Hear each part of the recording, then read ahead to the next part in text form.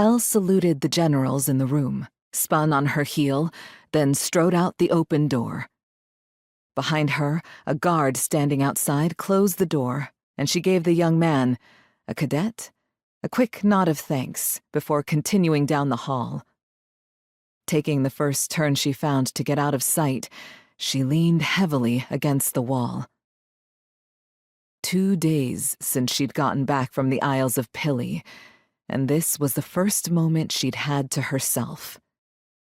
After the infirmary, her eyes went down to her bandaged left arm, blue runes glowing, stitched in the fabric. She'd been summoned straight to the generals. Sure, Nexon and Lays had already filled them in on what had happened, but they'd still wanted to hear it all again. She'd tried to give them the short version, but they weren't having it. So she'd given them the story. All of it. "They finally let you out, huh?" Nadina asked, as she came around the same corner Al just had. "I was waiting for you the other way. Want to tell me about it?" Elle looked at her wingmate, one of the 3 who'd come with her on their trip to the Isles of Pilly to return the Ember, then shook her head.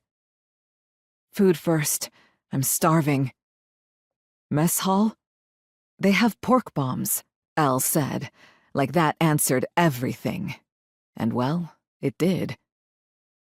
"Let's go then. I've got a couple updates for you as well, and Phelps is looking for you too. After you've got some food in you. I know you won't hear a thing I say until you've eaten."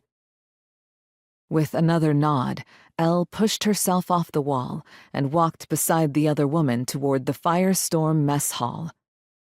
They didn't talk along the way, Nadina obviously sensing Elle's fatigue and knowing her one-track mind when it came to food.